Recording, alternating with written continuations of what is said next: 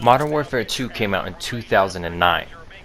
Now, in that year, I was a freshman in high school, so ninth grade. Modern Warfare 2 was nominated for many awards. It won Best Shooter and Best Multiplayer of the Year in 2009. Personally, my whole household loved it, and Modern Warfare 1.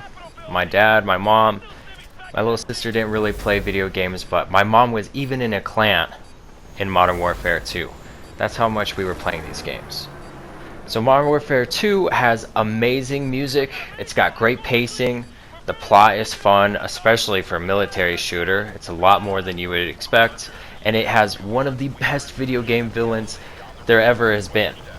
So, the title music is iconic, as I'm sure you know, you probably remember, and it was actually composed by Hans Zimmer. That's something new I just found out doing the research for this video.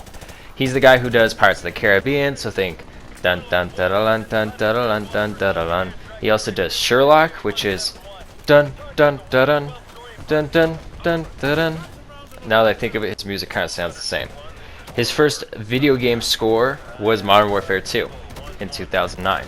So how fucking crazy is that? In 2009, just so you guys know, I was a young man, maybe 15 or 16. So I had grown up on BioShock and Halo, and I really didn't play a lot of first-person shooters. The reason why I'm telling you this is because it's going to paint the rest of this review. My bias, my nostalgia. Obviously, since 2009, I've played every first-person shooter ever made. Whether it's online or not, I've played a lot of FPS games. I would even say that first-person shooters are probably my favorite genre. Even if it's not my favorite genre all the time, most of my life I've been able to pick up and just play FPSs and have no trouble. Just Duke Nukem, Halo, Titanfall, Call of Duty, Battlefield, Rainbow Six. I really just anything where it's first person with a gun. Fear. But the reason why I'm bringing this up is to say that in 2009, growing up with things like BioShock and especially Halo, I had no qualms with regenerating health. I want to bring this up because nowadays I cannot stand regenerating health. I think it usually breaks the pacing of a game. It's just extremely easy to fuck up. So, before we go into the rest of the review, I want to say that I in no way think this game is good just because I love regenerating health and taking cover, things like that. I actually think that this game is pretty fantastic despite having regenerating health. It seems like the Infinity Ward developers are one of the few developers that understood how to make regenerating health fun in a single player environment where you're not getting pressure from other real people, where the pressure only comes from the AI. But I'll explain that more in a minute. So I want to really talk about how Call of Duty's campaigns, the single player campaigns, with Call of Duty 1, 2, 3, and I would say Modern Warfare 1 and Modern Warfare 2, the single player campaigns were actually supposed to be fun single player standalone experiences separate from multiplayer. Now you can see with some hints in Modern Warfare 2 that they were starting to move towards focusing on multiplayer and taking time and resources from single player. Why devote it to something that people aren't going to be playing, basically? Have you ever played a game where there is, think of Counter-Strike. Counter-Strike has no single player, but when I was a little kid playing it, I would just play against bots. And for me, that was almost like playing single player. I know it was to emulate multiplayer, but that's what I'm trying to get at. A lot of times when you play a single player game that has a very strong multiplayer component, like Titanfall 2, you'll see that the single player game is built from all of those multiplayer assets.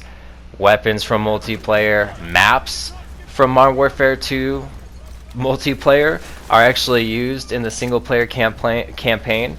But despite all of this recycling, single player still feels fun and full and engaging and can stand on its own. And I'm going to go through a bunch of reasons why. So, when you're playing in single player, the AI really keeps the pressure up. because if they didn't, you're regenerating health, it just wouldn't work. You would be able to get hit, go into cover, and then heal instantly. The way it works in Modern Warfare, even on normal, which most of my footage is on normal because it's my first playthrough where I had no live commentary, even on normal, if you spot an enemy, the enemies have different stats. Towards the end of the game, when you're fighting the private military that works for Sheperd, they have weapons that are much stronger, so when they hit you, you recoil more and you get closer to death sooner, so you get less chances. But they also take a few more hits. So throughout the game, you'll be fighting enemies. Some of the enemies in the favela are in fucking shorts and sandals. They die in 2 bullets, and you really need to be outnumbered to die to them. But what I'm saying is that the AI enemies will be shooting at you as soon as you present yourself. If they hit you, your screen recoils like crazy. So you can't just go face to face and shoot people. You want to get into cover and hit them from an angle they don't expect. The game is full of you and the NPCs going back and forth. They'll shoot at you and force you into cover. When you're in cover and you're picking them off, they'll throw a grenade at you, forcing you to throw it back or to move. If you throw it back, they'll move out of cover, and then you can get out of cover and shoot them while they're exposed. Flashbangs are amazing. Smoke grenades are actually really well implemented in this game. So, Call of Duty at its height, when you're running through a level in a scripted sequence, or when you're plowing down a mountain on the snowmobile, it's extremely fun.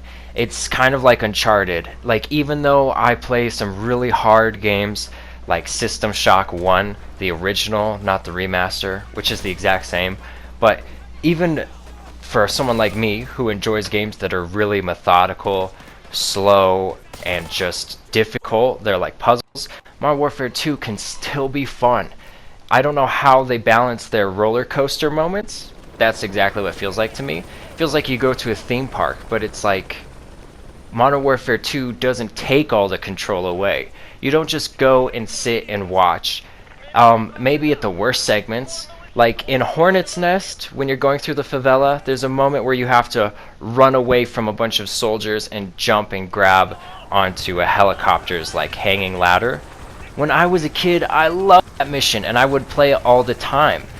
And I played it again recently, a couple weeks ago for this video. I was capturing footage and everything. And I was like, yeah, you know, this is fun. Because they play the music and they have people guiding you where to go, and there's so much going on around you. They even change your animations. It's not, oh, hey, you're running from some enemies, so you just press the sprint button and move. No, they actually add your hands to your screen animated to make it look like you're sprinting. And when you jump, your hands go in front of your screen like you're falling. They basically, what I'm trying to say, for every segment, for every set piece, they went 110% balls deep. They put all of their work into it. You want an example? Okay, let's think about campaigns in Call of Duty games now. Do they have vehicle segments? Even if they're short and scripted, do they? Because in Modern Warfare 2, they went through all of the work and trouble of animating and programming snowmobiles and boats. Why would they do that for single player if it's not in multiplayer? They're basically taking time out.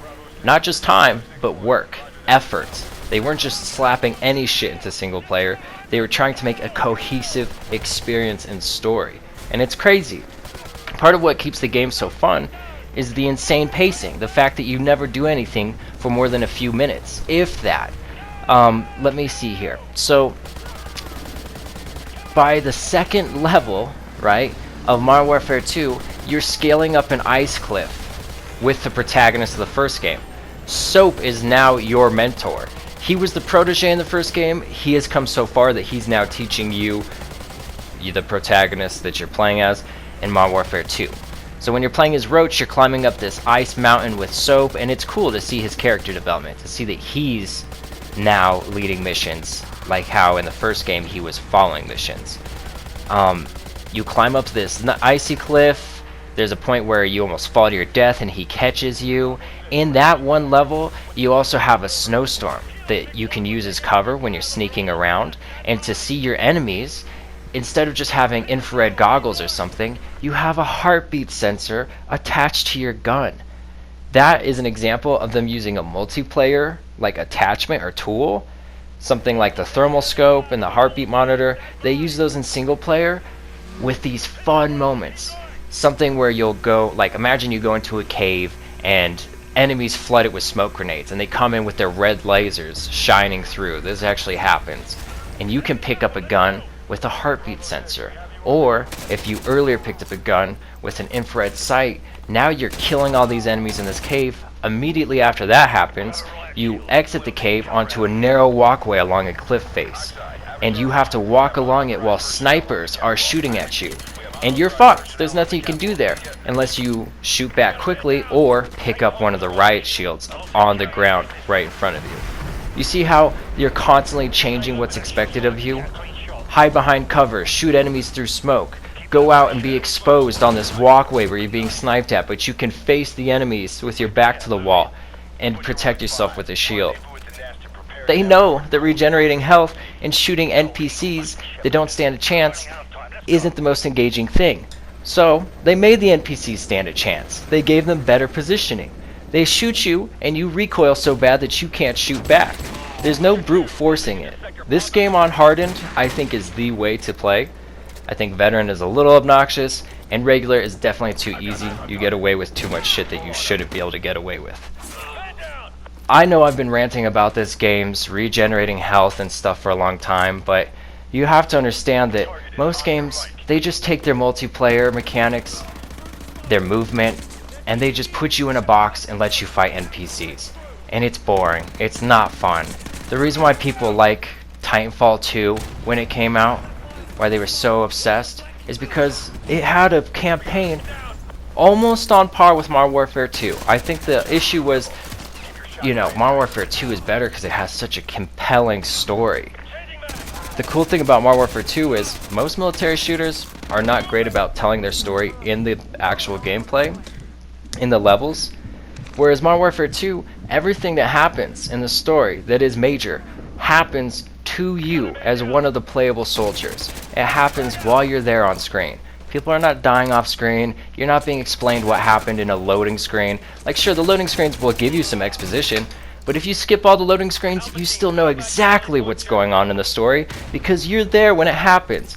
When Sheperd shoots someone like Ghost, you are there. When Makarov kills Private Allen, you're playing Private Allen. Nothing happens in the background and then you come in and you're like, wait, what's going on? What did I miss because I skipped a cutscene? That sounds like a small issue, but this game is 15 years old and it's really just a multiplayer game with single player tacked on. Why did they go so hard? Why did they make it so good?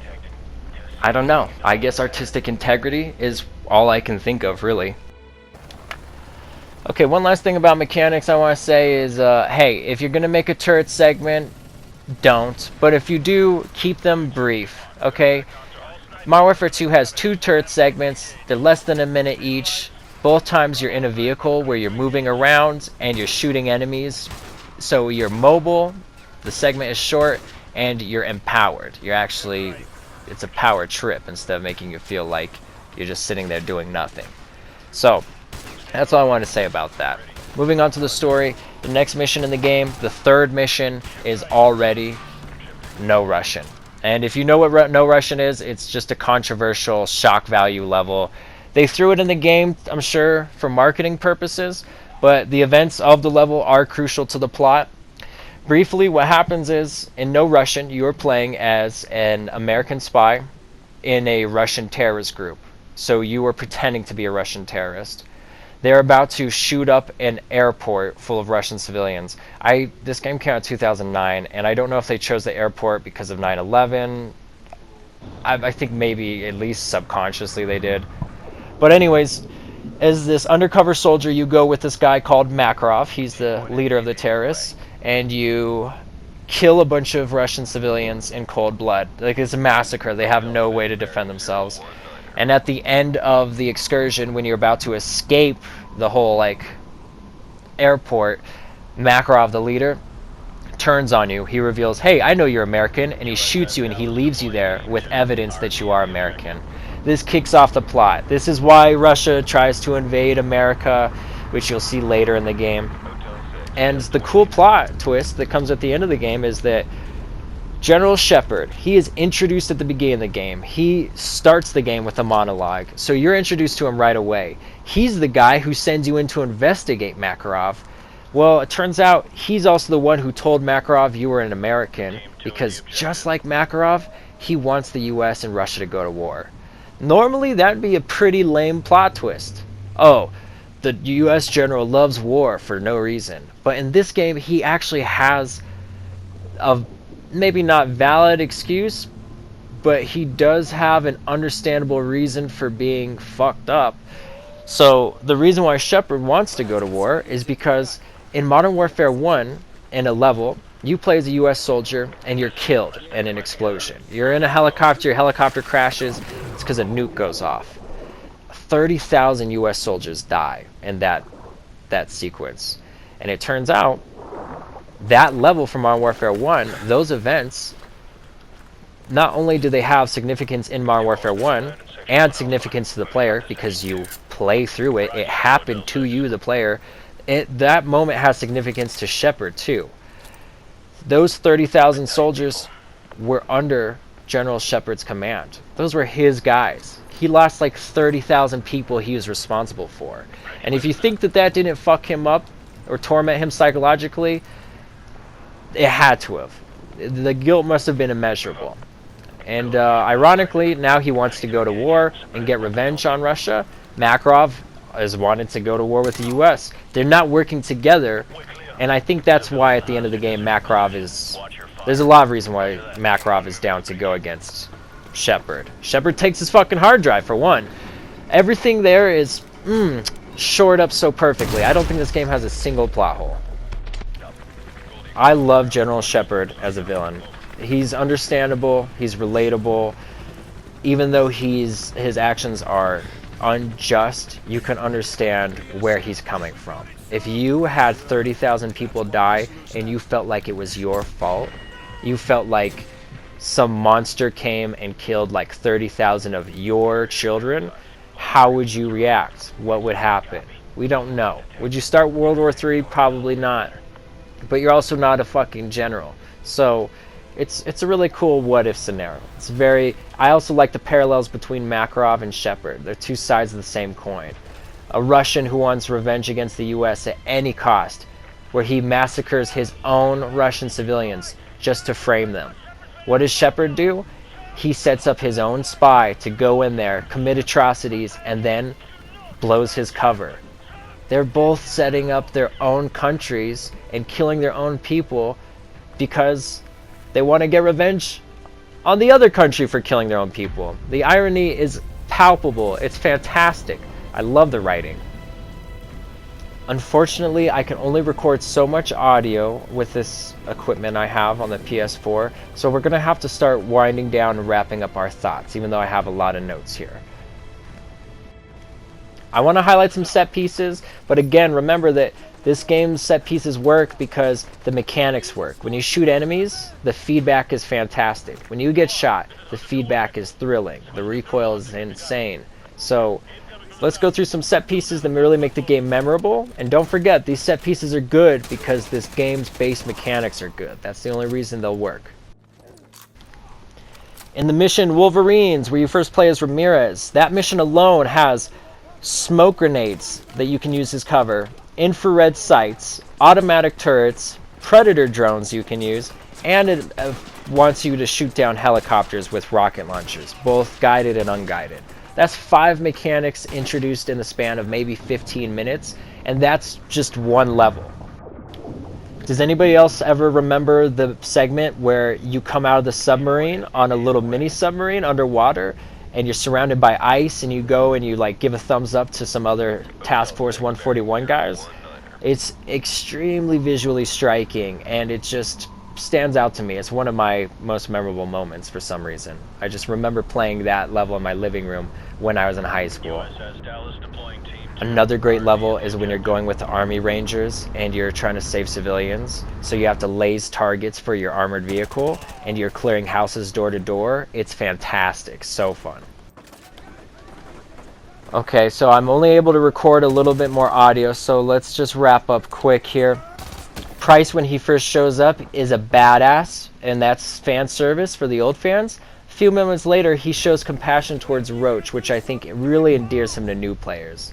After that, there's a segment where Worm says, "Who's Soap?" which I think is funny, but it's also a really good, humble way to introduce Worm and Soap, instead of that Marvel trope where someone could be like, "Wait a minute, you're the Soap?" I'm glad they didn't do that. At the end of the game, you can draw a parallel between US and Russia because there are some name boards. I will show them now. I hate that the Price and Soap team up with Makarov. He's a dick. They shouldn't have worked with him at all. The end of the game is extremely memorable. I would say more about it, but pulling the knife out of your chest and throwing it into someone's eye is already cool without all of the emotional baggage behind it, without how bad that you want to kill General Sheperd. Collecting intel in the remaster is fun because you get all these challenges and stuff. I don't remember if it was like that in the original game.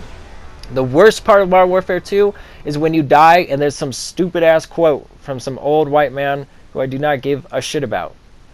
Ultimately, my closing thoughts for Modern Warfare 2, this game works because when you shoot the bad guys, it feels good. They react, they stumble, they shoot their guns, they bleed, blood gets all over the place, they fall on their backs, crazy shit. The enemies are animated well. When they finish dying, they ragdoll. They can drop their grenades. The game's fun after 15 years. Even without what we expect from games with emergent gameplay, this game still surprises you and keeps you guessing. Shooting through walls actually makes this game so engaging and changes the way you look at the environment. I just want to say the game's simply still fun. I know that I have a lot of nostalgia, but if you could pick this game up in 2024 for $20, I would say it's worth it. You could play it on Hardened, you could play it again on Veteran. Collecting the enemy intel gives you a lot of replay value with challenges and stuff. It sucks that it didn't come with like Spec Ops, but it does have the museum. If I put the game on Hardened, put on some intel mods, I could play the museum level for over an hour pretty much every day. Not that I do it every day, but I'm just saying anytime I could put that shit in. There's something about a game that's just done right. You know what I mean? Maybe it didn't reinvent the wheel, but it made the most mathematically perfect and the most visually stunning, aesthetically pleasing wheel. That's all that you have to do sometimes. These guys, these developers, Infinity Ward, when they made this game, they understood the limits of regenerating health. And they knew that, hey, we need to add in, positioning, accuracy if you're not aiming down sights. Enemies shooting you leads to recoil. Reloading an empty magazine takes longer. Swapping to a sidearm is faster than reloading. But having two primaries does not allow you to swap faster. Underbarrel attachments. Two different types of a light grenade and a offense grenade, right? Adding things like tools for multiplayer, not just underbarrel attachments, but also infrared scopes and heartbeat monitors. Every single thing they put in this game was not just to add more content. Because if they wanted to just add more content, Modern Warfare 2's campaign would have been like Advanced Warfare's campaign. Instead, it has vehicle segments that nobody asked for, that are in no way, shape, or form up like in multiplayer. What I'm saying is they made shit specifically for single player and single player only. You only do that if you have some kind of passion about the thing you're making. So there's a reason why Modern Warfare 2 was good when it came out, and I'm really pleasantly surprised. I'm pleased to say that it's still good to this day because they just put in hard work. Hard work, lots of details, they didn't cut corners. My only issue with the game is the death quotes, and like I said, when you get to Act 3, I might not have said this actually, Act 3 is so fucking short. Like, the missions are very short, and loose ends, where Sheperd betrays you, is like the second to last mission, and then the last mission is like going to kill Sheperd. It's like, well, okay, good game then. Wow.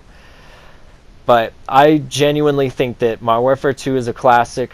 Maybe if I go back and play Call of Duty 1 through 3, I'll change my mind and think Modern Warfare sucks. But for now, my standard is set.